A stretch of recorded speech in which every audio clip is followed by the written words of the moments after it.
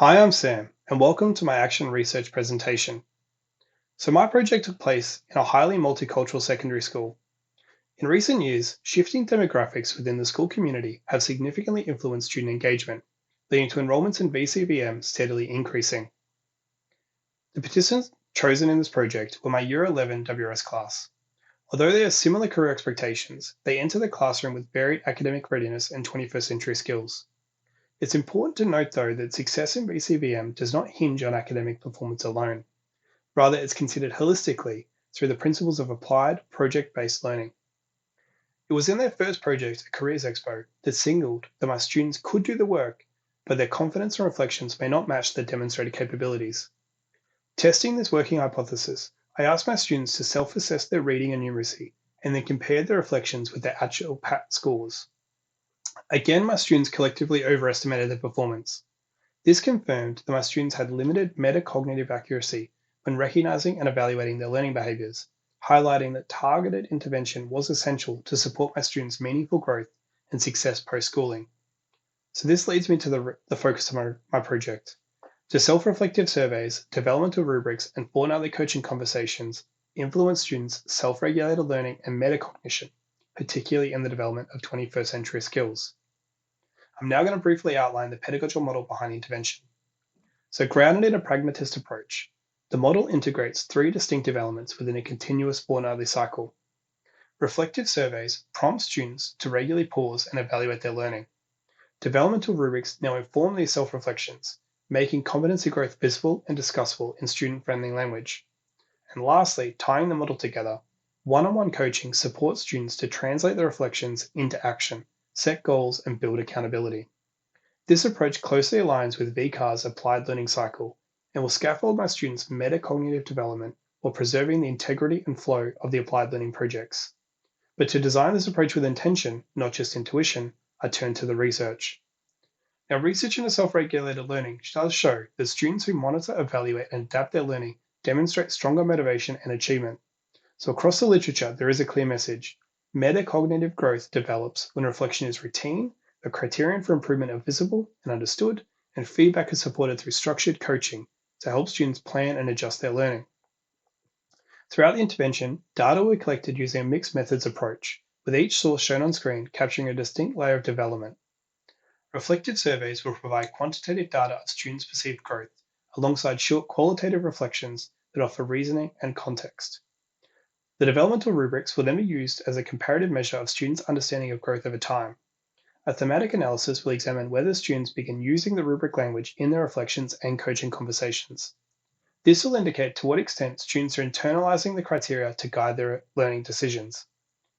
Coaching conversations will add the metacognitive layer, where a thematic analysis of the dialogic feedback and goal setting will reveal if students are planning, monitoring, and adjusting their learning. Triangulating these layers will allow insight not only into how students believe they are progressing, but also how accurately they can interpret their growth and direct their own development. Lastly, throughout the intervention, ethical considerations will ensure anonymity, accessibility, and emotional safety of my students. Before presenting my findings and analysis, I established three goals that describe what improvement would look like for my students if the intervention was successful. So, goal one, 80% of my students would be able to accurately identify and articulate their strengths and areas for growth. Goal two, 80% of my students would act on an identified growth area in their project. And goal three, 50% of my students would begin taking initiative, adjusting their work in response to feedback without prompting. I'm now going to run through my analysis and findings. So firstly, this graph shows the mean class scores for each of the four Cs across the intervention. What matters here is not just whether the scores rise or fall, but the shape of the learning curve. At the beginning, students generally rated themselves as developing across all competencies. However, by the end, average scores had shifted upward and stabilized. The outcome here is that students demonstrated growth in these competencies and a metacognitive shift to recognizing and evaluating their own development. I now want to zoom in on communication, where the shift in self-awareness is the most visible. Now, when the Fountain Care project was introduced, my students were apprehensive and uncertain. The task required them to start conversations, ask purposeful questions, listen closely, and capture information accurately. During planning, we see a temporary rise in confidence levels when students rehearse their interview questions and discuss strategies in their coaching conversations. My students felt they were prepared within the familiar classroom environment, However, in real-world interactions, the actual demands of effective communication became clear. Generally, students struggle to confidently begin their interviews, with many turned away on their first, second, and third attempts. This confidence blow led to a noticeable drop in their competency self-assessment shown at the end of the Fountain Gate project. In my opinion, this was not a decline in their communication ability, but a metacognitive recalibration. From this point onward, the pedagogical model played a crucial role in reactivating my students' metacognitive awareness, guiding them to adjust their understanding of their competency, leading to a clear and sustained improvement through to the end of the intervention. I do want to assert here, though, that the growth shown is not about literacy. It represents awareness, intentionality, and clarity of students knowing why they're communicating, what information matters, and how to express it effectively for the task at hand. But in contrast, students' horizontal growth in critical thinking highlights something important about how I structured the preceding project. Particularly noticeable during the Fountain Gate planning stages, my students generally struggled to break the task into manageable steps. They couldn't pick who they were interviewing, they couldn't pick the stores, and they couldn't write the survey questions. Following the project, they again collectively struggled to basically gather the information together to represent their findings. Students believed they had grown following the project, but they had not yet innately built independent problem-solving routines. Moving into the color run, instead of providing opportunities to continue building upon this competency, the color run project was unfortunately highly scaffolded by the teaching team to ensure a successful school-wide event. Students were no longer required to independently problem solve in the same way they were at Fountain Gate. They were given fewer opportunities for critical thinking to be stretched, and we see this reflected in the stability of the scores. Even so, observationally, I did see some meaningful shifts, such as students beginning to propose next steps without waiting for my instruction. They did provide brief reasons for their decisions, and they did reflect more deliberately on what worked and what didn't. Although by the end of the intervention, some students were showing fleeting elements of proficient critical thinking, this growth was not as widely consistent akin to the other competencies. Now, moving forward, these three measures capture my students' insights towards the development of rubric. At the beginning of term 3, most students indicated they could judge their performance fairly well.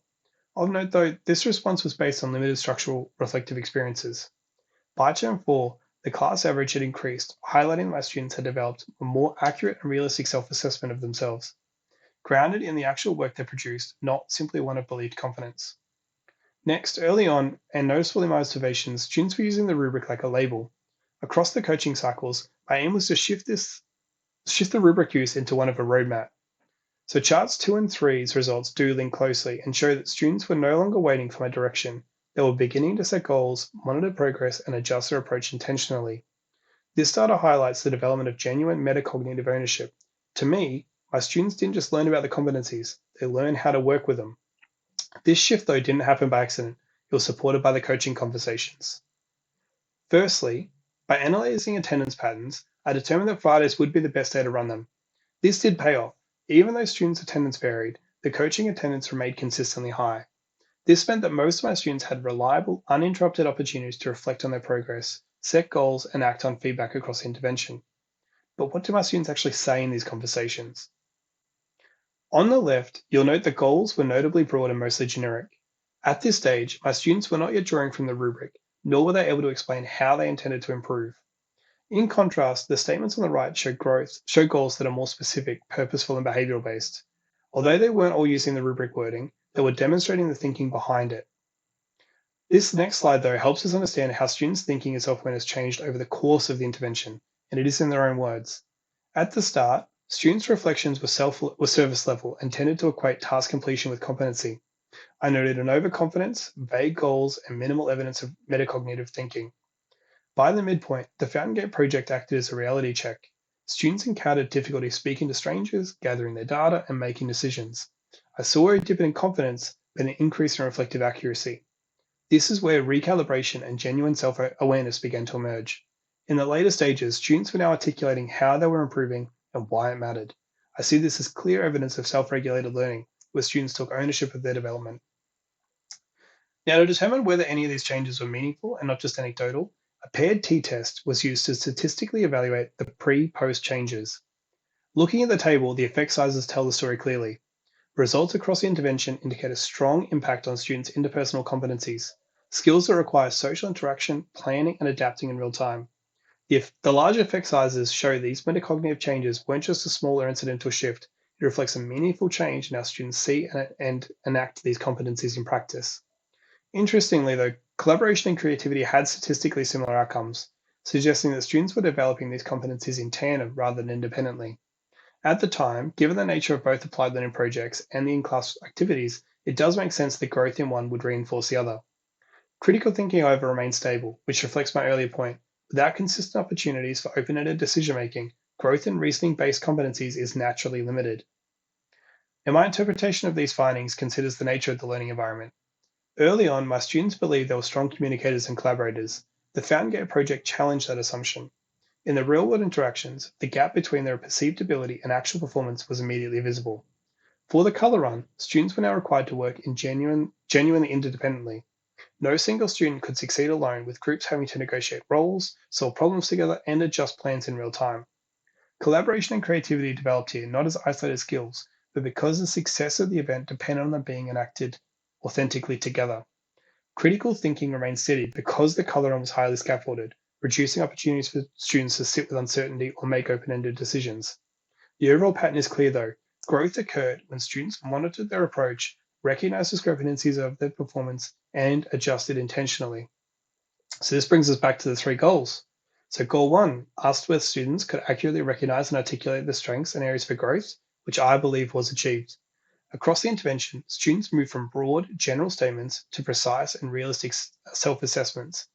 Goal two extended on this, with students not only identifying a growth area, but acting on it. I saw students deliberately adjusting their collaboration styles, task planning, and project roles based on the reflection of feedback cycles. Lastly, however, throughout the intervention, goal three became the most challenging to track. Although observationally, around half the class demonstrated moments of independent adjustment, this was not sustained across all the projects, nor was this independence lasting, with students commonly asking for a repeat of previously given guidance. So, did I answer my research question? Short answer is yes, but with some important qualifications. In terms of strengths, the intervention integrated naturally into the WRS and applied learning framework. The pedagogical model gave students a clear and authentic way to demonstrate the competencies with abstract growth becoming explicit and actionable. The design was also accessible and adaptable for my students, with the coaching conversation supporting the development of strong student-teacher relationships, which helped to maintain engagement and overall reflection accuracy. However, there were several important limitations. The small sample size naturally limits the generalizability of the findings, and my students' regular attendance does mean that surveys were completed at different days in the fortnightly cycle, which can affect comparability. Majorly, though, as the intervention progressed, reflection and survey fatigue became evident, which may have led some students to select responses quickly rather than fully engaging with the reflection process. Now, finally, my role as designer, coach, and analyst does mean there is a degree of intervention and observer bias. With such a small class, the strength of the positive classroom environment itself likely influenced the willingness to participate and the quality of the reflections. Now, moving forward in my practice, I do want to keep the coaching conversations and developmental rubric, but with larger class sizes, I need to shift the reflection ownership to students through quick student led check ins and peer calibration. I'll also aim to include more open ended tasks into my learning where students have to make decisions for themselves, giving critical thinking room to develop, and shifts in self awareness can happen earlier. But in short, my goal now is for students to be able to see their learning as it's happening and apply strategies independently to improve without me needing to cue it. Thank you for your time.